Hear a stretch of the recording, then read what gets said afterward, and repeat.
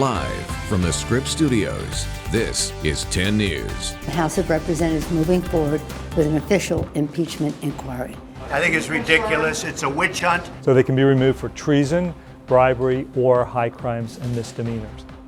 An impeachment inquiry against President Trump intended to send a message that no one is above the law. It comes amid allegations the president withheld millions in military aid to Ukraine as a way to get them to investigate political rival Joe Biden and his son. We have team coverage beginning with ABC's Mona Kassar-Abdi in Washington. On Twitter, President Trump lashed out at House Democrats for moving toward impeachment, calling it, quote, witch hunt garbage.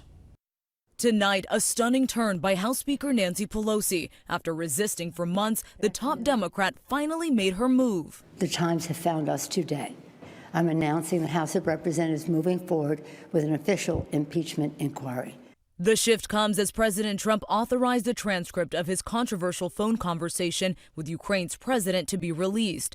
A call many speculate is part of a still undisclosed whistleblower complaint. It's really a sad day for our country, actually.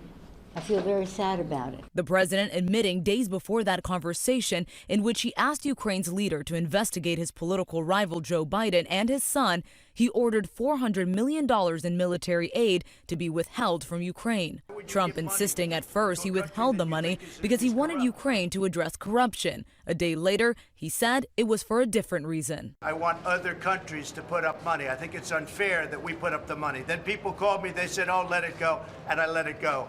But we paid the money. Pelosi calling Trump's actions a violation of the Constitution, demanding the White House also release the secret whistleblower complaint. But President Trump and other top Republicans are calling the impeachment inquiry a political ploy. If she does that, they all say that's a positive for me from the election. You could also say who needs it? It's bad for the country. Also new tonight, the entire U.S. Senate has passed a non-binding resolution calling on the Trump administration to release the secret whistleblower complaint to congressional intelligence committees. Mona Kassar-Abdi, ABC News, Washington. And our 10 News anchor Lindsay Pena continues our team coverage. And she spoke to a law professor about the many ways that this could play out. Lindsay? Yeah, Kim and Steve, that law professor says this is both an important and very rare process.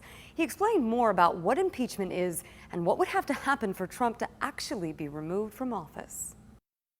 The actions taken to date by the Impeachment is so rare, it's only played out with two presidents in American history. Andrew Johnson and President Clinton.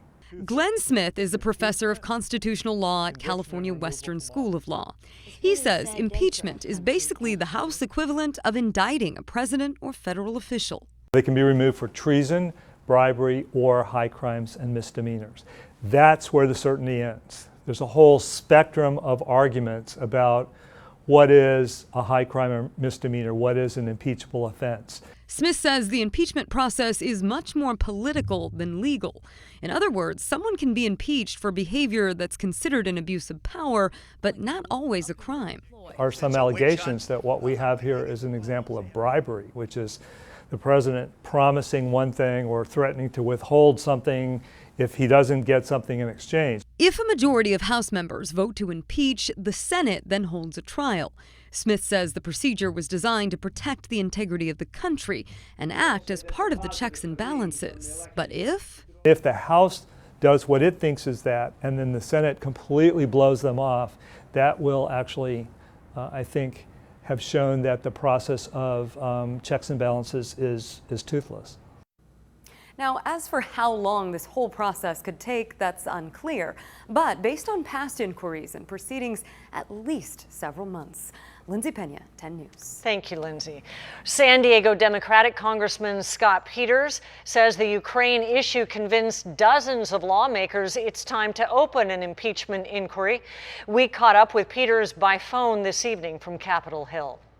It's quite appalling. And, you have to think about this. If you're not a Democrat, think about if this was President Sanders or President Warren or President Clinton.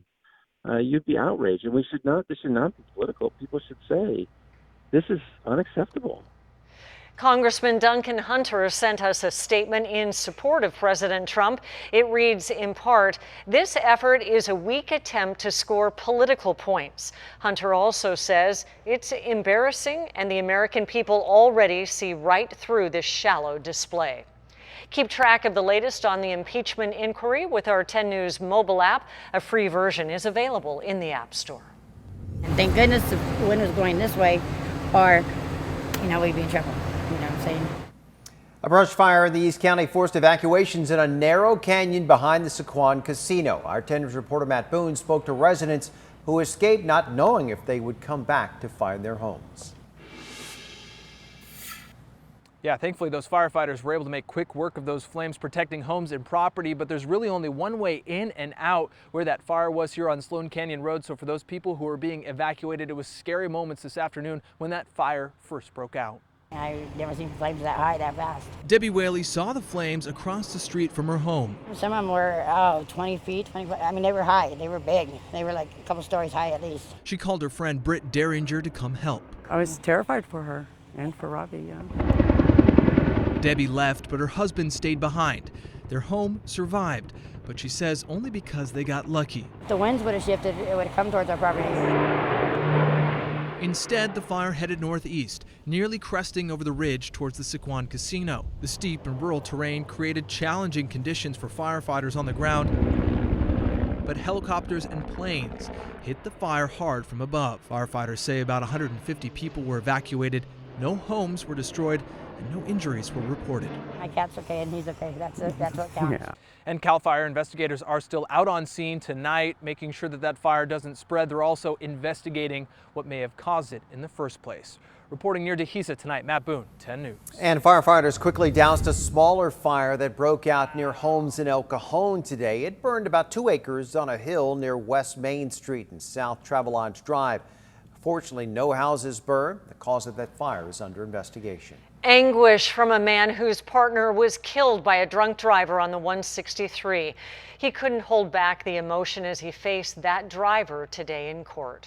We were together for almost 11 years until your actions that night took my partner, my world, my everything. But you still don't have no remorse in your heart. John Lawhead's partner was Zhao Pham. Pham took a lift when leaving a Hillcrest bar. Alondra Marquez had been drinking in the very same bar, but she got behind the wheel with a blood alcohol level 3 times the legal limit. She crashed into the lift, killing Pham. Marquez showed no emotion, including when she spoke. Physically, it's my fault, but spiritually and emotionally, I don't know where I was, but I wasn't there. She faces up to 13 years, 4 months in prison when she's sentenced next week. New tonight, send money or be arrested. That's the threat that scammers are using to target international students at UC San Diego. Our 10 News reporter Laura Acevedo spoke to students who say they can see why they'd be targeted. The warning was sent via email from UC San Diego police to the entire campus. Scammers targeting international students. And because we want to study in the U.S. so badly that we'll do anything to comply. University police say scammers are using 2 different methods. In some cases, calling students posing as the IRS or police from their home countries, threatening arrest, prison, or future visa denials if the students don't send money. The other scam promises a tuition discount if the student allows a third party to pay their fees, asking for the student's school credentials and the tuition money. The scammer then tries to pay their tuition with a stolen or fake card. By the time the transaction is denied, the money is gone. If your friend hasn't made a payment like that, then it's probably something you're not doing right. Police say since July, a number of victims have lost over $212,000. Students say they are usually cautious about calls from strangers. I kind of just disconnect before. And I've heard it's also important not to say anything. So I always wait to listen to what the other person is going to say. University police want students to remember that the IRS and police will never ask for money to avoid arrest, reminding students to never share personal information like their birthday or social security number. It would be so bad to fall for something like that. I mean, I can't even imagine how the person who got scammed feels right now. If students do get a call asking for money or information, they're asked to call police or school officials to ask before sending any money. From UCSD, Laura Acevedo, 10 News. Victims of the bolder than most rapist are resting a little easier tonight, knowing he will stay locked up a little longer. Alvin Quarles was not supposed to be set free until the year 2039, but that changed in June when a judge approved his release.